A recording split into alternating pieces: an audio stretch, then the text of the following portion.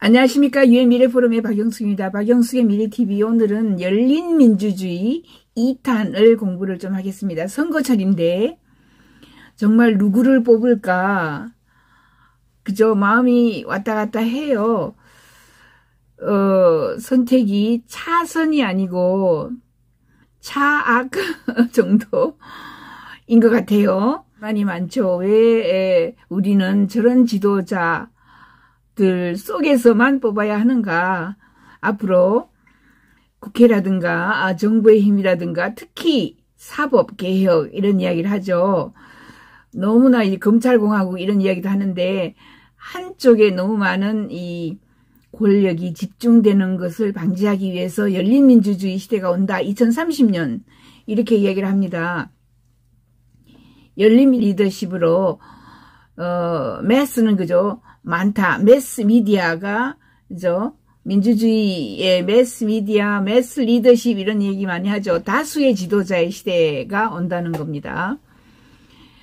300명의 국회의원이 아니고 그 사람들이 우리를 이제 대표한다는 것은 아무도 생각하지 않아요. 우리나라에 5천만 명의 인구가 저 사람이 우리를 대의민주주의 대표한다 라고 생각하지 않아요. 5천만 명 중에. 그래서 무작위로 갑자기 아무런 카르텔 무슨 검권 또는 언론과의 이런 카르텔 집단 이기주의 카르텔 없이 갑자기 농부가 광부가 아니면은 공장에서 일하던 사람이 아니면 어부가 매스 리더십으로 1000명의 국회의원으로 그걸 시민의회라 그래요. 시민의회로 무작위로 선정이 됩니다. 뽑혀져요. 근데 그 사람들이 다 이렇게 모든 분야의 전문가가 아니기 때문에 자기들이 원하는 것을 여러 분야에서 다 정해놓고 그 다음에는 이제 전문가들을 고용을 합니다. 각 분야에서 전문가들이 이 사람들이 원하는 것을 법안으로 정책으로 만드는 거예요. 이런 식으로 할 수 있다. 일반 시민들이 무작위로 선출되어서 시민의회 의원이 되고 이들이 원하는 사회를 제안을 우선 합니다. 제안을 하고 이제 인터넷으로 투표하고요. 모바일로 투표하고요. 그 다음에 메타버스 속에 들어가서 투표하고 언제든지 전화로 투표할 수 있어요. 그래서 무료로 투표할 수 있습니다. 이것이 이제 5G가 되고 모든 사람이 핸드폰을 모바일 폰을 가지고 있기 때문에 가능한 거예요. 옛날에는 불가능했습니다. 그리고 집단지성이라는 게 나와서 한 사람보다 100사람이 낫고 100사람보다 300명보다는 1000명이 나은 거죠. 그 사람들이 원하는 사회를 제안하고 전문가들이 법을 정하고 의견 수렴하고 하여서 모바일, 메타버스 등으로 수시로 집단지성으로 국민투표를 한다. 많은 법안이나 정책을 선택하게 합니다.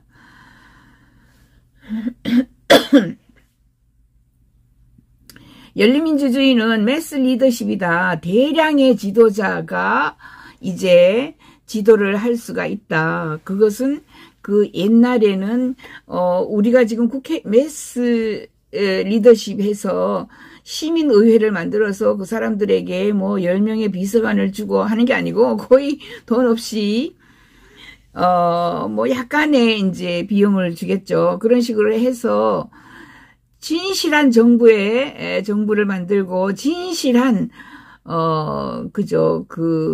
이제 검찰을 만들고 진실한 법원을 만들고 진실한 또 경제 진실한 국방 이 분야의 각 분야에서 정말 이제 국가를 위해서 일할 수 있는 사람들을 매스 리더십으로 우리가 만들 수 있다. 일반 시민들에게 권력을 열어줘서 민주주의 신모델이 현대사회에 어떻게 포용되고 대응성이 있고 책임감을 강화시켜주는지를 열린민주주의가 보여준다. 이 열린민주주의는 책으로 헬렌 랜드모어가 열린민주주의 저서를 출판했어요. 그래서 그 저서에 보면 상세하게 지금 다 들어있습니다. 이 여성이 지금 현재 교수인데 예일대학교 정치학과 교수이고요.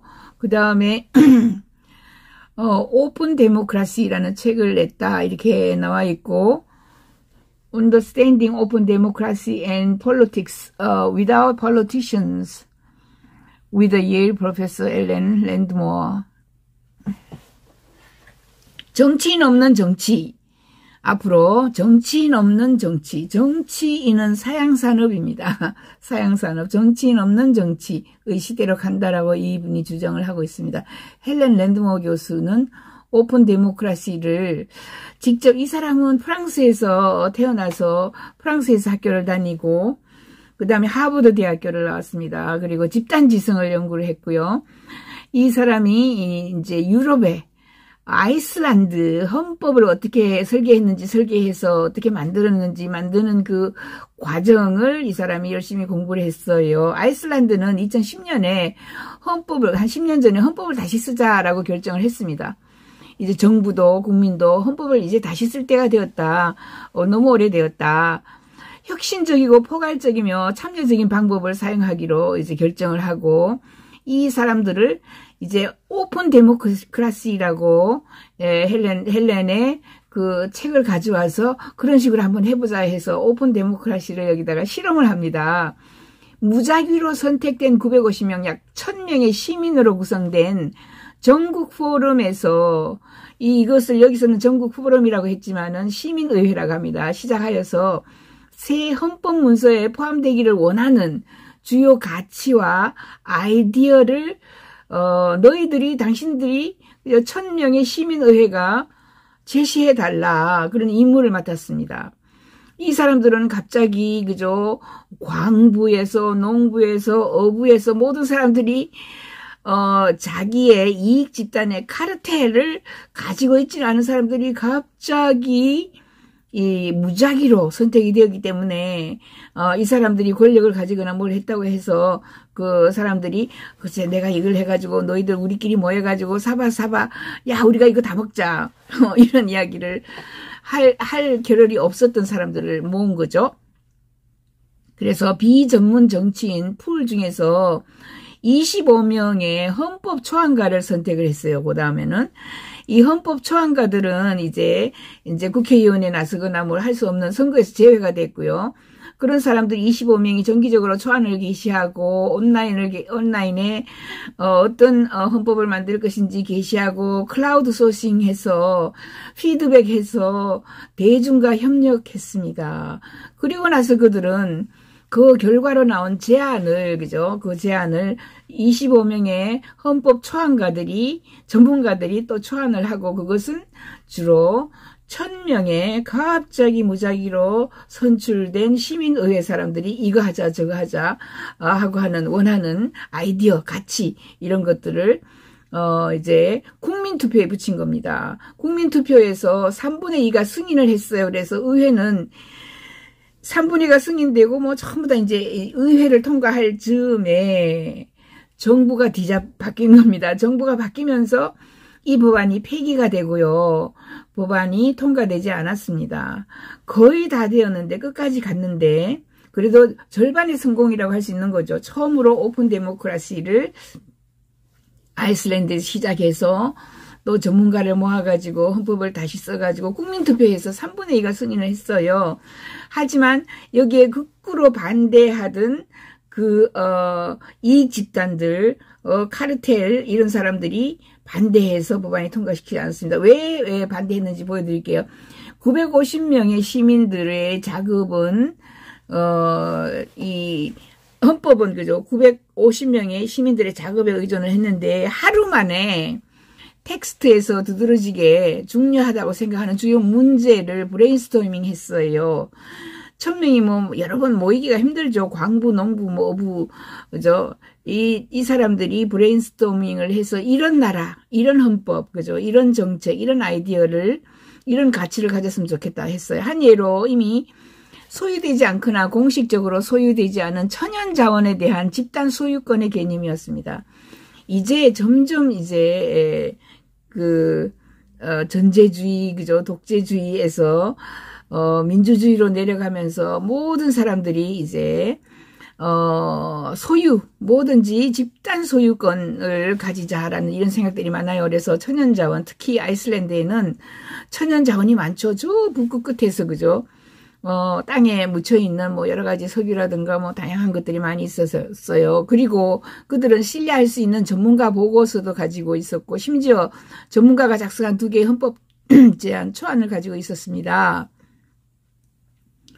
동료나 친구와 자유롭게 상의하고 다른 전문가에게 호소하고 아주 적은 예산으로 전문가들에게 천연자원을, 지금까지 주인이 없는 천연자원을 집단 소유권으로 국민이 소유하게 하자 이렇게 했어요. 그런데 지금 아이슬란드의 정부가 바뀌면서 법안이 폐기된 것은 이 새로운 정부는 보수 정권이고, 지금까지 그 천연자원들을 자기들이 다 가져가서 다 먹으려고 준비를 하고 있었던 사람들이에요. 그러니까 완전히 이 집단들이 정부가 새롭게 들어오면서 이 사람들이 그 천연자원의 집단 소유권, 국민들에게 천연자원의 소유권을 나눠주자 이렇게 했던 것을 뒤집어서 바꾼 거죠. 그래서 오픈 데모크라시로 시작한 게 성공하지 못했습니다. 전문가의 존재가 정말로 중심이었던 프랑스에서 일어난 일이 있습니다. 아이슬란드 거는 아마추어적이었습니다. 그들은 정부 관리로부터 훨씬 더 격리되어 있었고 협력하지 않았습니다. 전문가들은 우선 1944년에 작성된 헌법 텍스트 우선순위를 뒤집고 대통령과 사법부 중심을 오히려 사람과 시민 대표자를 먼저 배치하고 등등 해서 대통령과 사법부가 굉장히 중요했죠. 여기서도 사법부 중심을, 이 사람들을 한 가운데에서 몰아낸 거예요. 그리고 시민 대표자, 일반 사람들이 권력을 더 많이 가지게 했습니다. 국민의 권리는 처음으로 올리고요. 처음에 국민의 권리가 없었는데 처음으로 이제 국민의 권리가 있다. 긴 목록이고 환경 문제 굉장히 크게 다루었습니다. 깨끗한 자연, 깨끗한 공기 이런 권리, 국민이 깨끗한 자원을 가져야 할 권리가 있다. 이렇게 올렸습니다. 인간 중심 헌법이죠. 아동 권리, 트랜스젠더 권리 이런 것들도 포용심이 굉장히 많은 이런 것들이 전부 다 이 새로운 헌법에 들어갔어요. 1944년에 헌법에는 그런 것들이 없었거든요. 이게 아이슬란드입니다. 근데 아이슬란드에 이 작업을 하던 사람들은 아마추어적이고 정부 관리나 사법기관의 사람들하고 전혀 협조하지 않았어요. 열린민주주의를 통한 새 헌법 제안은 승인을 위해 노력하던 즈음에 정부가 바뀌었고 반대하는 사람들이 바로 집권을 했습니다. 특히 34조의 천연자원의 집단 소유권을 강력하게 반대했습니다. 시민들에게 자기들이 가져야 하는 이 권리를, 또는 자기들이 먹으려고 준비를 하고 있었던 것을 일반 시민에게 전부 각자 나눠주겠다 하니까 이 사람들이 반대를 한 거죠. 1980년대 무료로 천연자원, 특히 아이슬란드의 풍부한 어장을 착취한 사람들입니다. 그래서 엄청난 혜택을 받은 사람들이 정권을 잡아서 이 아이슬란드의 새로운 헌법 이런 거를 다 무마시켰습니다. 헌법 제안이 완성되어 의회에 제출될 즈음에 더 많은 인구가 관심을 잃었어요. 그리고 그때 호황이 들어온 거예요. 경제 호황이 들어와서 사람들이 먹고 살만하니까 또 일반인들이 관심을 끊었고요. 관광업이 그 당시에 아주 번창을 해서 새 헌법을 가지든 말든 우리 삶에 뭔 차이가 있겠는가, 사람들이 또 이렇게 생각한 거예요. 그래서 모든 것을 바꿔야 된다. 사람들은 변화에 저항합니다. 그래서 사람들은 그냥 크게 관심이 없었습니다. 모든 대담한 새로운 실험은 실패할 가능성이 높습니다. 당연하죠. 새로운 거는 인간은 변화에 저항한다. 따라서 완전히 성공하지 못한 것은 그리 놀라울 일이 아니다. 그러나 그것이 새로운 종류의 민주주의를 위한 청사진을 만드는 데는 하나의 사례로 나타났기 때문에 성공했다고 생각한다. 새로운 형태의 정치가 가능하다는 것을 믿게 되었다. 이러한 새로운 종류의 민주주의로 어떤 전환이 있는지 사람들이 이제 드디어 토론을 하기 시작하면서 아이슬란드에서도 그거 거의 다 했는데 그 권력 집단이 기존 세력들이 자기들끼리만 먹으려고 국민에게 다 권리를 나눠주려고 했었는데 반대하고 자기들끼리만 먹으려고 이익 집단 카르텔이 정권을 잡고 열린민주주의가 만든 헌법을 폐기시켰습니다. 아이슬란드 교훈이 우리에게 가르치는 것은 참여적이고 포용적이고 더 진정으로 민주적인 시스템으로 가고 싶다면 기존 권력과 협력해야 한다는 것이다. 호랑이 잡으러 호랑이 굴에 들어가면은 호랑이한테 잡혀먹어요. 대신 호랑이 굴 옆에 조그맣게 여우굴을 만들어서 여우굴을 야금야금 키우는 겁니다. 이렇게 해서 여우굴이 커지는 줄도 모르고 호랑이들이 떵떵거리다가 호랑이가 나이가 들어가지고 하나 둘씩 죽으면서 서서히 권력을 잃는 거예요. 그들이 너무 시스템을 우회하려고 시작한 거죠. 이 사람들은 다 몰아내고 다 없애고 우리가 그냥 권력을 가지자 이렇게 1000명의 시민의회가 생각을 했는데 결국 선출된 공직자들에게 법이니까요 의존하게 되었고 시스템과 함께 일을 했어야 성공을 했는데 자기들끼리만 했어요. 그래서 현존 조직과 반목이 실수였다라고 헬렌 랜드모어가 지적합니다. 그러나 성공한 프랑스 협약은 아이슬란드 것보다 더 성공적이었는데 시스템, 현존하는 기존의 권력들, 기존의 의회, 정부하고 협력해서 일했기 때문이다. 민주주의는 사람들의 힘이다. 이제 일반 사람들이 저 위에 있는 사람들에게 권력을 다 나누어 주고 싶어 하지 않아요. 이제는 참여민주주의니 액체민주주의니 이제 열린민주주의. 자, 열린민주주의. 그리고 이제 우리는 실제로 결과를 선택할 수 있는 것과 반대로 통치자를 선택할 수 있다는 한계에 깨닫고 의제를 정하고 의제에 숙고하고 토론하고 하는 이런 이상의 한계를 깨닫게 된 거죠. 희망은 이 랜드모어의 헬렌의 희망은 현재 시스템에 대한 우리의 좌절감이 그것이 더 금권적이고 더 과두적이고 최소한 초기 이상에서 벗어났다는 사실 때문이 아니고 사람들은 이제 국민들은 더 많은 권력을 원하게 되었다라는 것이다. 이게 가장 중요한 말입니다. 이제 그 중세기 사람보다 우리가 일제시대의 사람보다 우리가 6.25 때 사람보다 우리가 박정희 정권 전두환 정권의 사람들보다 이번 정권 특히 지금 우리가 이야기하고 있는 이재명 그다음에 두 사람이죠. 윤석열 그런 사람들이 나오는 이번 투표부터 사람들은 국민들이 더 많은 권력을 갖게 되기를 원한다는 겁니다. 이제 사람들이 바뀌었고요. 시대가 바뀌었어요. 왜? 전부 모바일로 하고, 인터넷에다가, 거기에다가 뭐가 있어요. 모바일 폰에다가 이제 메타버스까지 나와서, 5G까지 나와서 사람들은 너무나 똑똑하고요. 사실 그 대통령들보다 훨씬 더 똑똑한 거죠. 대통령 후보보다 똑똑한 거죠. 그들의 삶에 대한 보다 확실한 형태의 통제 그리고 4년마다 통치자를 선택하는 것만으로는 충분하지 않다.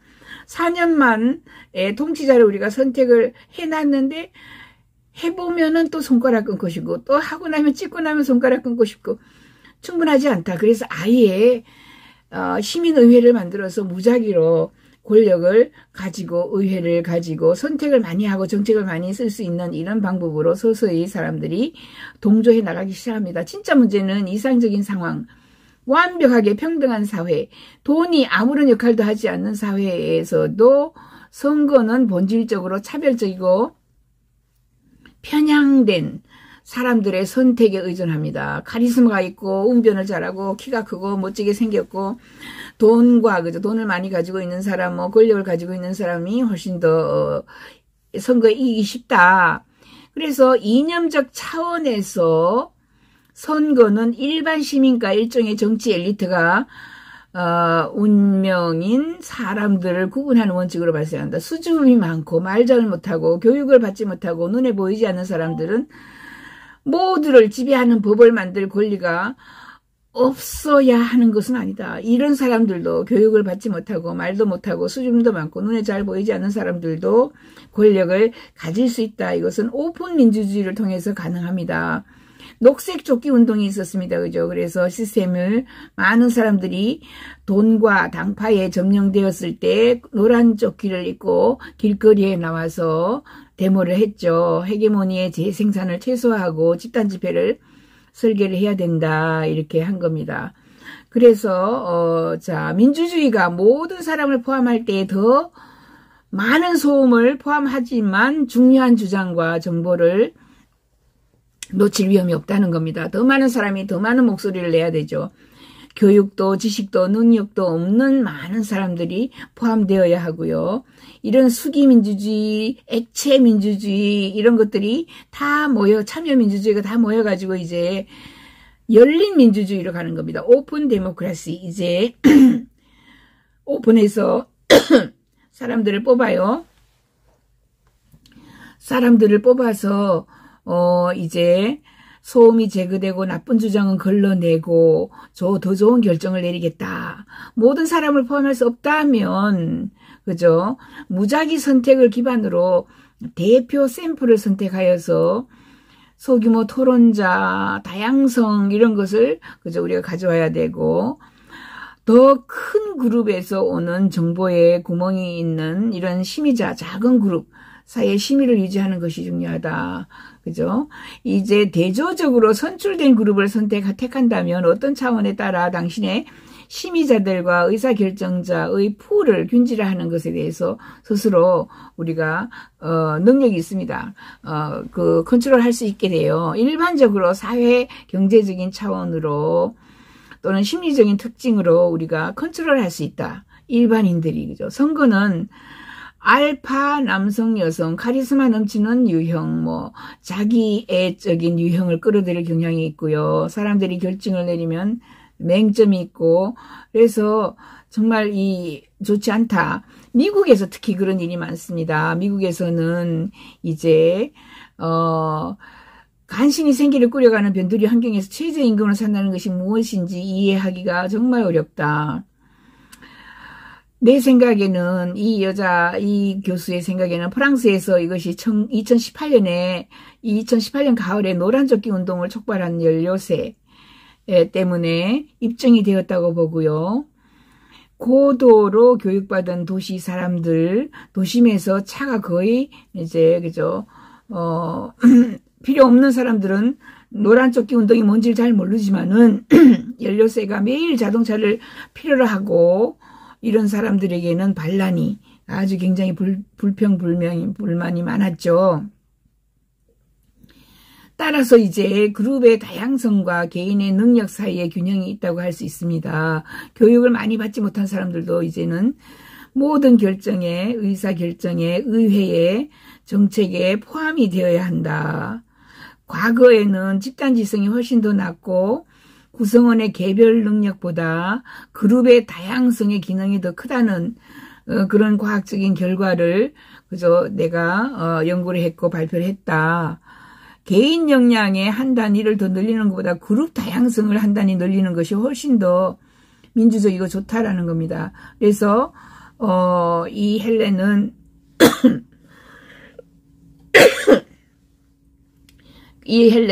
스캇 페이지나 그죠 루홍 같은 연구를 보고 최선의 방법으로 문제를 해결할 수 있다고 이제 발표를 했어요. 18세기의 모든 자신감, 평범한 사람들의 판단을 걸러내고 개선할 타고난 귀족이라는 이 생각이 실수였다. 민주주의의 실수였다. 최고들이 만들어 놓은 입법부에 모이면 우리가 꿈꿀 수 있는 최고의 거버넌스를 갖게 될 것이라고 생각했었다. 그렇지 않다는 것이 밝혀졌다. 이제는 그죠. 똑똑한 사람이 더 정치를 잘하고 모든 사람을 위해서 이 사람들이 희생하거나 모섬이 될 것이라고 생각했는데 그게 아니었다. 라는 것이 밝혀졌고 그래서 이 헬렌은 열린민주주의를 지금 주장하는 겁니다. 아이슬란드와 스위스에서 시행되고 있는 정부 개혁을 거론할 때마다 듣게 되는 것은 이것이 작은 나라는 것이다. 작은 나라에서는 가능하다. 이렇게 얘기해요. 스위스에서도 이제 정부 개혁을 오픈 데모크라시를 통해서 했어요. 3가지 케이스가 있었습니다. 아이슬란드에서는 헌법을 바꾸는 거, 그죠? 10년 전에 헌법을 바꾸겠다 해가지고 다 국민투표까지 해서 했지만은 새로운 정부, 보수 정부가 와가지고 자기들이 가지고 있던 그 어장, 관리를 국민에게 국민 소유로 하자라는 것을 자기들이 소유하기 위해서 폐기했어요. 스위스에서는 또 정부 개혁을 이렇게 하자라는 것을 했는데 지금도 하고 있고요.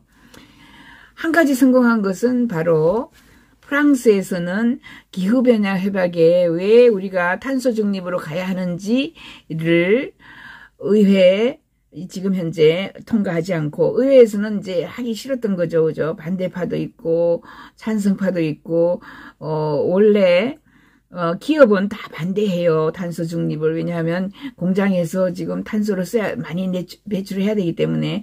하지만 환경론자들은 또 반대를 해요. 일반 사람들은 뭔지 잘 몰라요.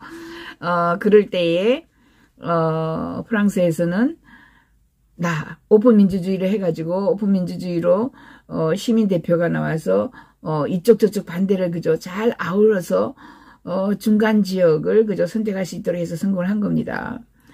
나라의 크기가 크게 문제되지 않는다라고 이 헬렌 교수는 이야기합니다. 무작위 선택이 모든 사이즈에서 작동합니다. 그래서 문제가 다양성이라는 말이 옳다고 생각한다. 그리고 미국과 같은 거대하고 다문화적인 국가에서는 사람들을 하나로 모으는 것이 정말 어렵다고 생각할 수도 있습니다. 그러나 지금 당장 우리의 차이점을 해결하는데 신랄하지 않고 완벽하게 조화로운 방법을 가지고 있는 건 모든 것에 대한 대안이 다 있는 것은 아니다. 그러나 조금 더 좋아지는 거죠. 정직하게 대안이 무엇이 있는지를 비교해서 오픈 데모크라시로 한번 해보는 것이 이 여자가 지금 주장하는 겁니다. 그리고 우리가 지금까지 시민집회에서 경험한 바에 따르면 사람들은 실제로 서로를 매우 존중합니다.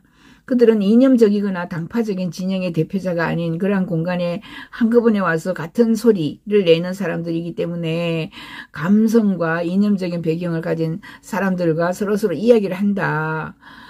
그들은 8번 시민이나 노르망디에서 온 제라드로다가 그들은 부족의 일원이 아니라 개인으로서 그곳에 있어야 하고요. 그리고 대규모 국가의 사례 측면에서 프랑스가 어느 정도 성공한 것은 이게 큰 다문화 국가의 사례가 성공할 수 있다는 걸 보여주었습니다.